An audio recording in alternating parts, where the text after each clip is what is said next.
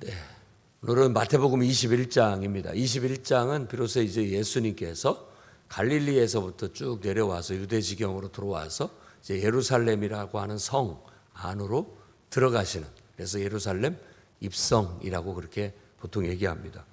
우리가 먼저 알아야 할 것은 구약에 우리가 예언서들을 읽었는데 예언서에서 다시 세워질 성전에 대한 예언을 하면서 예루살렘이라는 곳에 성전이 세워짐으로써 이제는 더 이상 예루살렘은 한 왕국의 수도가 아니라 하나님을 예배하는 성전 도시로서, 하나님을 예배하는 중심지로서 그 가치, 그 의미가 이제 있게 됩니다.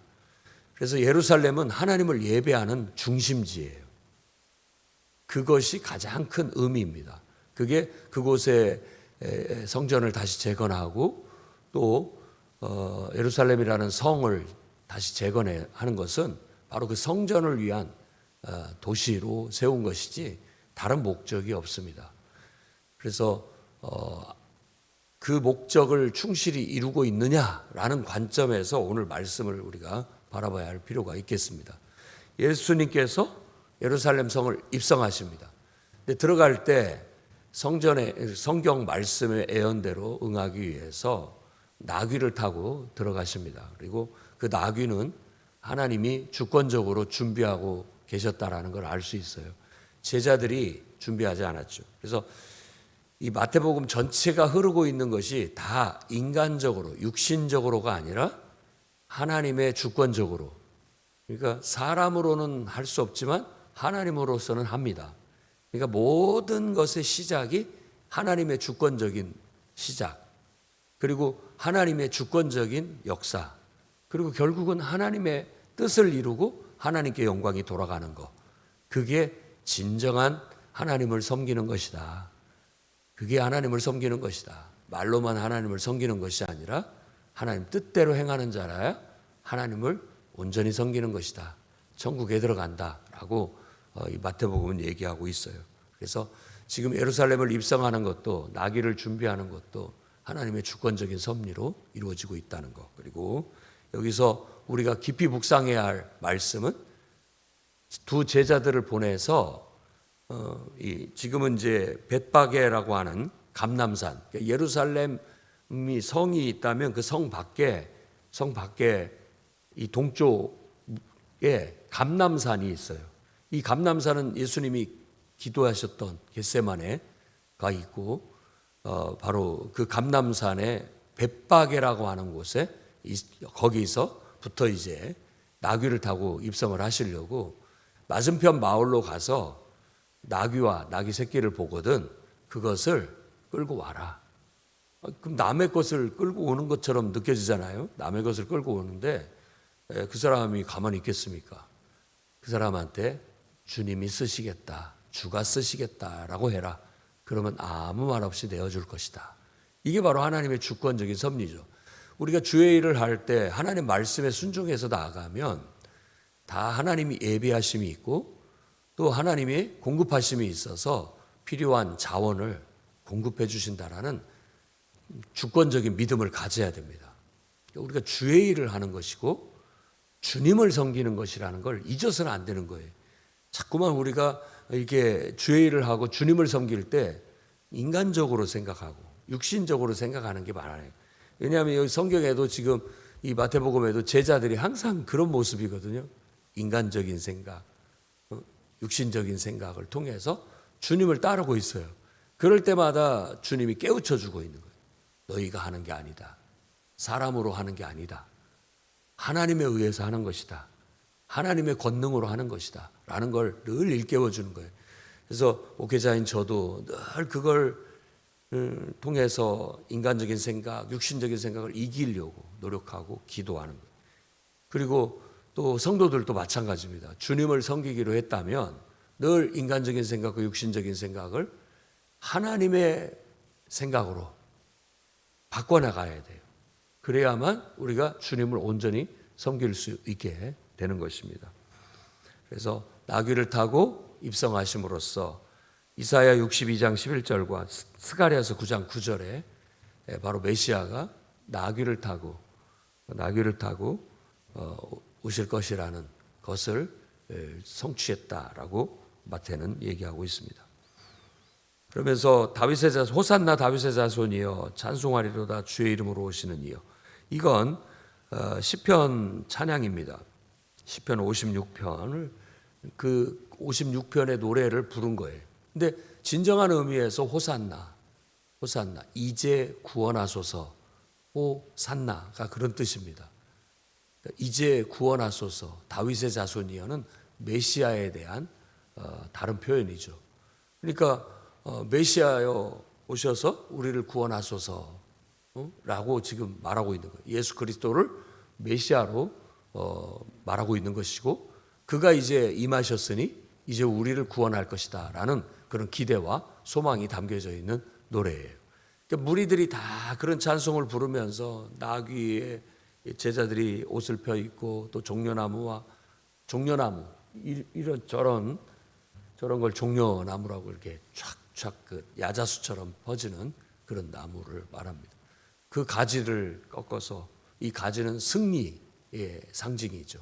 종려나무 가지는. 그래서 그것을 땅에 펴면서 정말로 이스라엘의 왕으로 오신 그분을 이렇게 환영하는, 기쁘게 환영하는 그런 노래와 행렬들이 이어지게 돼서 예루살렘 성에 들어가신 거예요. 예루살렘 성에 이와 같이 들어가시고 가자마자 성전에 들러서 하신 일은 성전 안에서 매매하는 사람들을 다 쫓아내셨다라고 얘기합니다. 이것을 우리가 성전 청소라고 하는데, 당시 성전을 관리하는 대제사장 입장에서 봤을 때는 굉장히 무례한 일을 한 거죠. 그러니까 뭐 난동을 핀 거잖아요. 뭐 다 들러엎고 다 내쫓고 이런 것들이죠. 그런데 옛날 예수님께서 이제 돼지떼 치던 사람들도 돼지떼가 다 물에 몰사했을 때 그들이 와서 예수님 제발 나가주시라고 이렇게 했던 것처럼, 사실 예수님께서 이 성전에 들어가서 매매하는 자들을 쫓아내시면서 하시는 말씀은 내 집은 기도하는 집이다. 이사야서 말씀을 통해서 우리에게 주신 말씀인데, 내 집은 만민이 기도하는 집이다 라는 말씀이 그때 나타나 있죠. 또 솔로몬의 기도 말 속에 내 집은 만민이 기도하는 집이다 라고, 만민이 와서 하나님을 찾고 예배하고 기도하는 집이어야 되는데, 성전이 지금 이렇게 하나님을 예배하고 기도하는 중심지로서 역할을 해야 되는데, 그때 당시에 우리가 역사적 배경을 보고 대제사장들이나 이런 사람들이 이와 같은 성전을 이용하는 것을 본다면, 그때 이 성전은 이 매매하는 상인들을 통해서 얻는 수익이, 요즘으로 우리식으로 말하자면 이스라엘이라는 나라가 다시 독립해서 왕국을 세우기 위한 독립투사들을 위한 자금으로 들어갔던 거예요. 그럼 우리가 민족적으로 생각하고 인간적으로 생각한다면 그게 왜 나쁜 일이냐?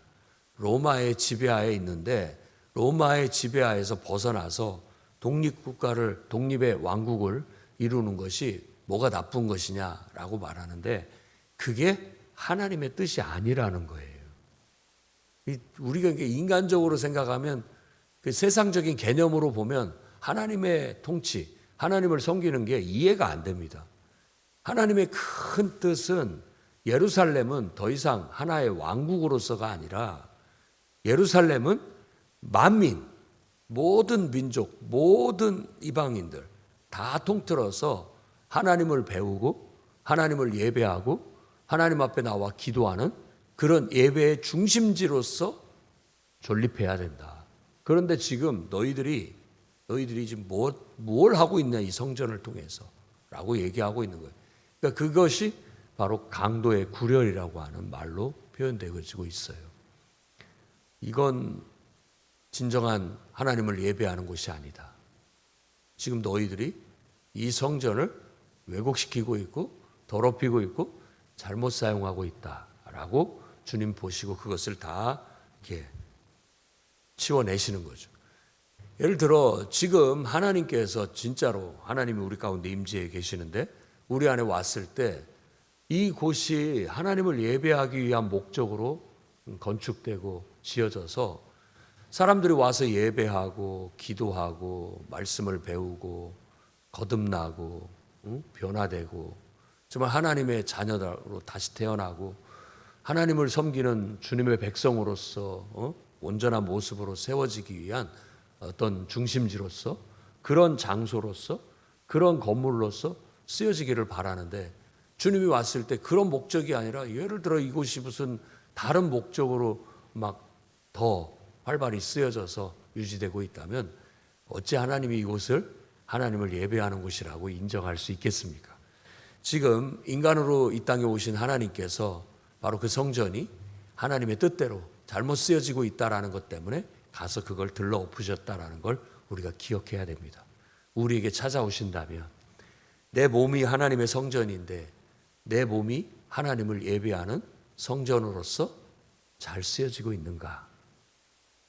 주님이 왔을 때 내 안에 하나님의 뜻에 합당하지 않은 것들이 있다면 다 걷어내시려고 하실 텐데 우리는 그럴 때 정말 내가 이런 것들이 잘못되었구나 깨닫고 겸손하게 주님 뜻대로 제가 이 모든 것들을 다 청산하겠습니다 라고 하는 겸손한 믿음을 가질 것인가, 아니면 대제사장들 무리들처럼 괘씸하게 생각해가지고 오히려 더 무례하게 생각하고 오히려 예수님 나가주십시오 쫓아낼 것이고 그를 제거하고 죽일 것인가, 무엇을 제거하고 죽일 것인가, 이런 도전은 예나 지금이나 똑같은 거예요. 이들을 보면 이 어리석은 사람들라고 말할지 모르지만 나 스스로를 돌아본다면 나도 그럴 수 있다라는 걸 항상 정말 두려운 마음으로 바라봐야 되고, 두렵고 떨리는 마음으로 주님이 우리에게 제거하기를 원하는 요소들이 있었을 때 과감하게 손해를 생각하지 않고 인간적으로 판단하고 계산하지 않고 청산할 수 있는 그런 믿음을 가져야 하나님을 제대로 섬길 수 있다라는 걸 이 말씀을 통해서 깨닫게 되는 겁니다. 그래서 주님 말씀처럼 순수한 마음으로 주님을 섬기는 게 어린아이 같은 거거든요. 그러니까 성전에서 어린아이들이 호산나 다윗의 자손이여 어른들이 부르니까 따라 부르는 모습들과 예수님이 이런 괴이한 일들을, 정말 괴이한 일들이었어요. 제사장들이 봤을 때는 이런 일들을 행하는 것에 대해서 굉장히 의아하게 생각하고 반감을 가지고 그를 제거하려고 했을 때 주님은 그 성전을 나가시면서 바로 어린아이 같은 이런 순수한 자들의 찬양을, 예배를 하나님이 더 받으신다라는 말씀을 읽어보지 못했는데 대부분 이런 모든 것들이 이 시편에 나타나 있는 말씀입니다. 시편에 그 건축자의 버린 돌이 모퉁이 돌이 되었다라는 것도 진짜 건축자들은 버렸지만 그 버린 돌이 실제로 더 요긴하게 쓰이는 더 귀한 돌이 됐다라는 것이 건축자의 버린 돌이 모퉁이 돌이 되었다라는 말이 그런 의미입니다. 그리고 주님이 이 돌 위에 부딪히는 자는 깨질 것이다 라는 그런 말도 다 시편에 나와 있는 말씀이에요. 그 말씀들을 인용해서 지금 정말 하나님을 제대로 섬기지 않으면 다 하나님 말씀에 부딪혀 깨지게 될 것이다. 정말로 귀한 어떤 용도를 이해하지 못하고 버려버린 인간적인 생각들, 이게 정말 너무나도 귀한 건데 알아보지를 못하고 귀한 줄을 몰라요. 그리고 그걸 버렸어요. 근데 그것이 진짜로 귀한 거예요. 귀한 거예요. 그러니까 여러분들도 여러분들이 섬기는 교회와 또 교회에서 들려지는 말씀들, 가르침을 받는 것들이 귀한 줄 아셔야 됩니다.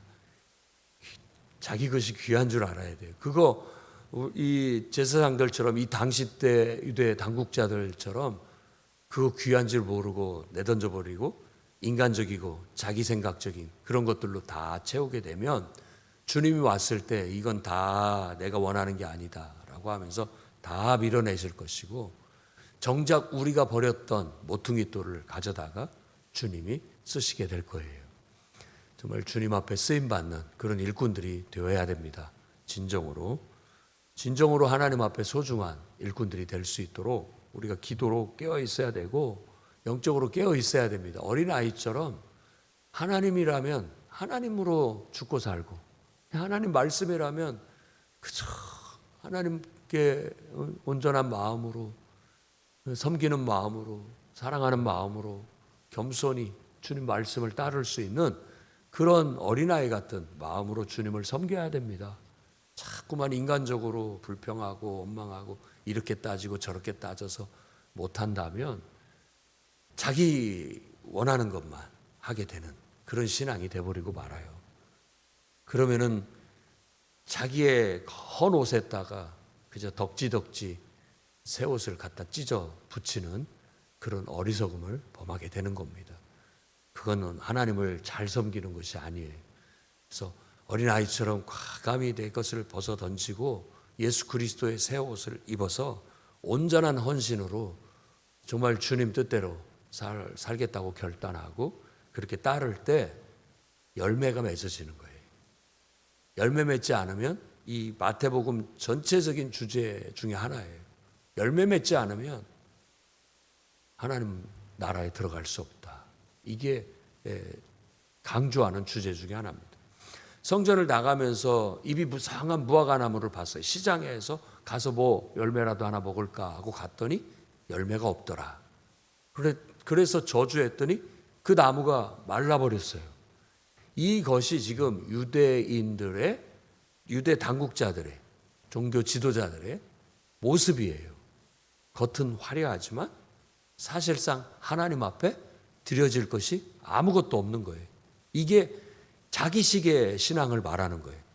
나는 이렇게 하나님을 섬길 거야. 나는 이렇게 하나님을 섬길 거야. 아니, 그게 아니라 그렇게 내가 섬기겠다라는 것이 하나님 말씀으로부터, 하나님의 뜻대로부터 나는 하나님의 뜻대로, 하나님 말씀대로 이렇게 바뀌어야 된다라는 거예요. 그럴 때 우리 안에 하나님으로부터 떨어지는 말씀이 내게 뿌리를 내려서 자라서 열매를 맺는 것을 하나님께 드리는 것이지, 내가 하나님을 위해서 하는 것들, 내가 하는 것들은 하나도 하나님 앞에 드려질 것이 못 되는 거예요. 그냥 잎사귀만 무성할 뿐인 거예요. 잎사귀만 무성할 뿐인 거라. 이 원리를 잘 이해해야 됩니다. 그러니까 이건 똑같은 거예요. 이런 얘기나 또 예수님께서 산상수훈에서 말씀하실 때 나더러 주여 주여 하는 자마다 다 천국에 들어가지 못한다. 오직 아버지의 뜻대로 행하는 자라야 들어가리라. 내가 주의 이름으로 이런 일을 했고 내가 주의 이름으로 이런 일을 했습니다 라고 했지만 그것은 아무것도 하나님 앞에 들어지는 것이 못 되는 거예요. 그건 뭐냐면 내가 했기 때문에 그래요. 내가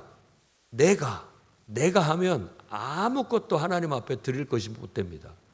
근데 하나님 말씀대로, 내 뜻대로가 아니라 하나님 뜻대로, 사람의 생각과 인간적인 생각, 사람의 일을 생각하지 않고 하나님의 일을 생각하고 온전히 하나님께 헌신되어져서 주님 뜻대로 한다면 그것이 바로 열매를 맺는 거예요. 겨자씨 하나일 만한 조그만한 것이라도 내 생각이 아니라 하나님께서 내게 주신 말씀으로 말미암아 그 일이 말하거나 행동해졌다면 그건 열매가 되는 겁니다. 하나님께 드려질 열매, 하나님이 기뻐 받으시는 열매가 되어지는 것이죠. 그런데 인간적인 생각으로 그저 내가 하나님 앞에 뭔가 하고 싶어서 이렇게 한다라는 것은 별로 하나님 앞에 드려지는 것이 되지 못합니다. 그래서 이 원리를 이해를 잘 하셔야 됩니다. 이게 백지장 한 장 차이 같아가지고 자칫 잘못하면 나중된 자가 돼버리고 자칫 잘못하면 또 정말 온전하게 판단하면 하나님 앞에 더 먼저 된 자가 될 수 있는 그런 길이 될 수 있는 것이죠.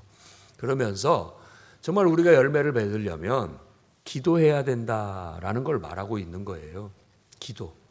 기도를 통해서 하나님의 감동을 받고 기도를 통해서 하나님의 뜻을 받고 기도를 통해서 하나님 말씀을 받아야 열매를 맺을 수 있는 거예요. 근데 기도하지 않고 자꾸만 인간적인 생각으로 육신적인 생각으로 주님을 섬길 수 있고 하나님의 영광을 드러낼 수 있다라는 게 우리들의 본성인 것 같아요.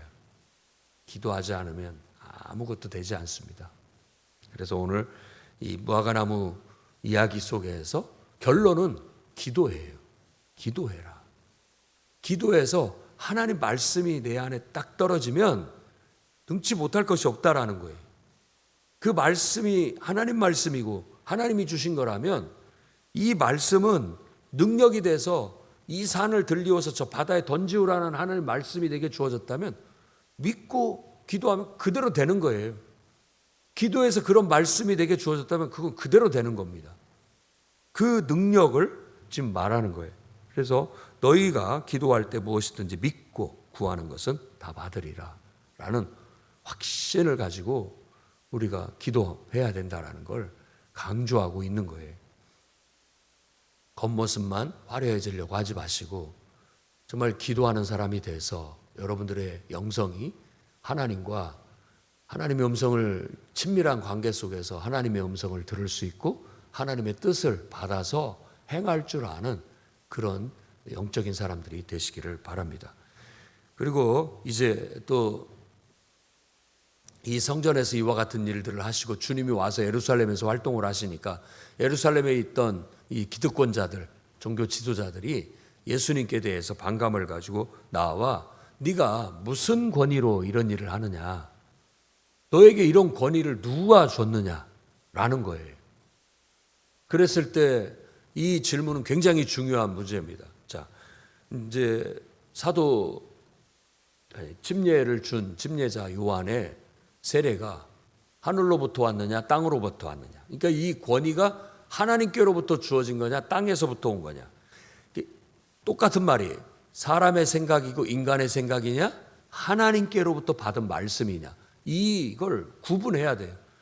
그래서 목회자의 권위도 설교자의 권위도 또 주의 일을 하는 일꾼의 권위도 다 하나님께로부터 왔다라는 것을 우리가 확신해야 됩니다. 그래야만 하나님의 권위를 가지고 일을 하는 거예요. 명심하십시오. 저도 명심해야 됩니다. 하나님이 나를 주의 종으로 삼은 것과 하나님께서 나를 통해서 일하고 계신다라는 게 나의 권위예요. 그게 설교자의 권위잖아요. 주님의 일꾼의 권위.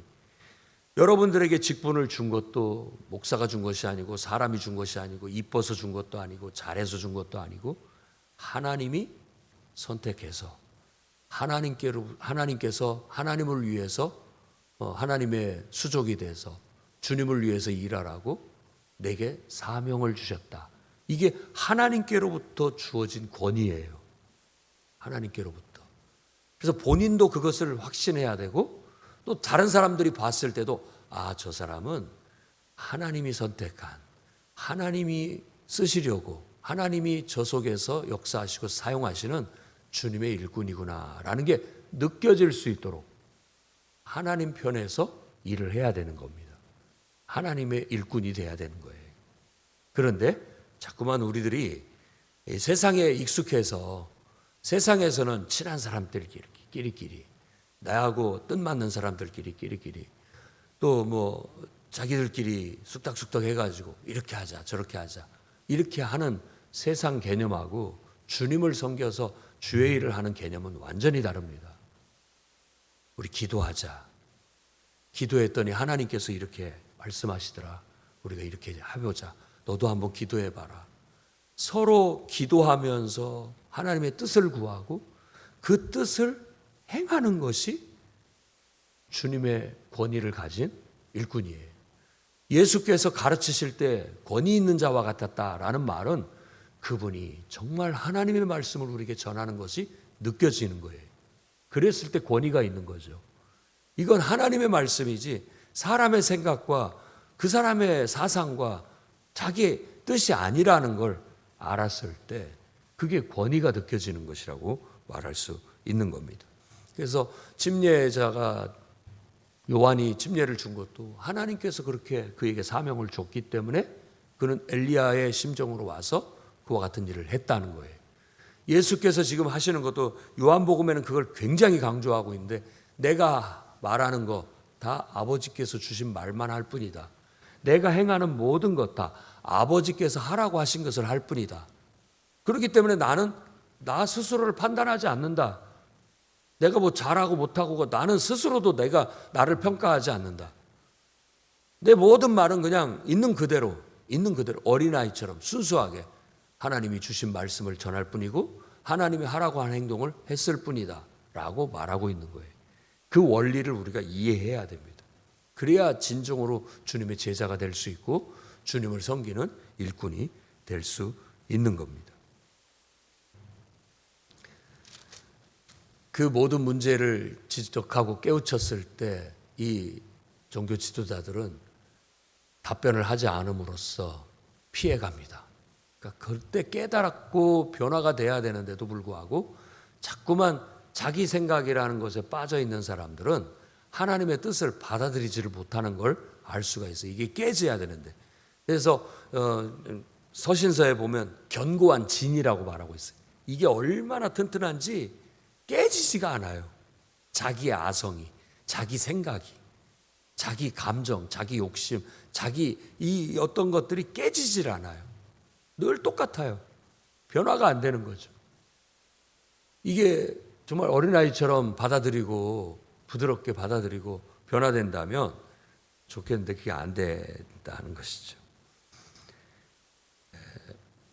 그러니까 오히려 너희들은 하나님의 통치, 하나님의 말씀에 순종하지 못하게 될 것이고 못하고 오히려 너희들이 손가락질하는 저 쇠리들, 장녀들 이런 사람들은 하나님 말씀 앞에 완전히 거꾸로 져서 회개하고 예수 믿게 되는데 그들이 더 열매 맺는 사람이 될 것이다 라고 얘기하는 거예요. 그래서 비유로 얘기하는 포도원 농부의 비유도 바로 그걸 빗대어서 얘기를 하고 있는 거예요.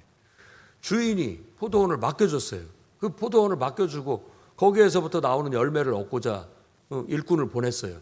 그랬더니 이거 내 건데 이런 마음을 갖고 있는 거예요. 새를 이렇게 하나님이 맡겨서 쓰고 있는데 이거 내 건데 왜 이걸 달라고 하느냐. 종을 때리고 죽이고 안 보낸 거예요. 농부가 주인이 생각했을 때 그러면 내 아들을 한번 보내볼까? 내 아들을 보내면 존대하겠지? 라고 해서 아들을 보냈는데 이는 상속자니 죽여버리자. 그래서 우리가 이걸 차지하자. 자, 이건 내 것이라고 생각하는 거, 이 사고방식, 이 본성, 이게 잘못됐다는 걸 우리가 깨달아야 되는 겁니다. 하나님이 맡겨준 것이지 내 것이 아니에요. 목회자도 이게 내 목회가 아니에요.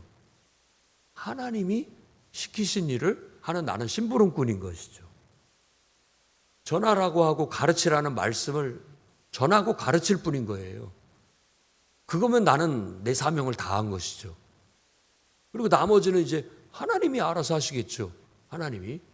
나는 그렇기 때문에 그것을 잘하는 것이 내 본분이고 사명이고 또 여러분들도 마찬가지예요. 하나님을 섬기는 거예요. 하나님을 섬기면서 하나님이 내게 부탁하신 일, 내게 맡기신 일을 내가 잘하는 것이 전부예요. 그러면 되는 거예요. 남이 나한테 뭐라고 말하든지 나를 어떻게 평가하는지 그것에 분분해가지고 남이 이렇게 말하니까 못하겠다. 나를 좋아하고 이뻐하니까 나는 하고 싶다. 아니에요. 그건 인간적인 생각일 뿐인 것이죠.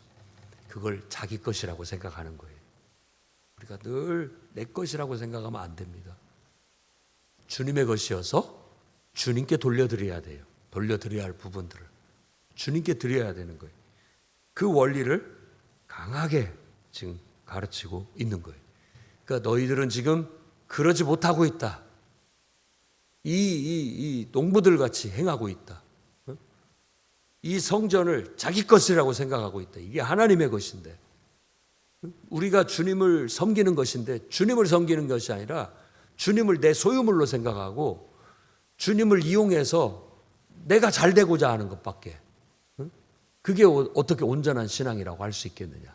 이 불의한 농부들과 똑같은 것이다 라고 말하자 그걸 듣고 있는 종교 지도자들이 오히려 더 화를 내게 됩니다. 우리를 빗대어서 우리를 비난하는구나 라고 말하고 더 죽이려고 애를 썼다라고 성경은 그렇게 마무리를 하고 있습니다.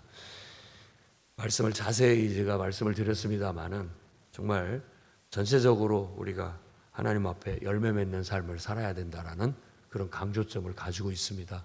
여러분들도 잎사귀만 무성한 그런 사람이 되지 말고 자기의 이력, 자기의 잘남, 자기의 선함 어떤 이런 것들을 이렇게 포장하려고만 하지 말고 순수하게 내 생각 속에 하나님 말씀이 들어오고 내 말과 행동은 하나님에 의해서 하는 것이다. 그리고 온전히 나는 주님께 드려진 주님의 일꾼이고 주님의 도구다. 주님의 영광을 위해서 나는 나아간다라는 그런 투철한 정신을 가지고 풍성히 열매 맺는 인생이 되시기를 주의 이름으로 축원합니다. 기도하겠습니다. 거룩하신 주님, 주님의 말씀으로 우리를 깨우쳐 주시니 두렵고 떨리는 마음으로 말씀을 받고 부끄러운 마음으로 주님 말씀으로 우리의 부족한 것들을 다듬고 제거하고 씻어냅니다. 어린아이처럼 순수한 마음으로 하나님 말씀을 받아들이고 순종하게 주시옵소서. 예수님 이름으로 기도드립니다.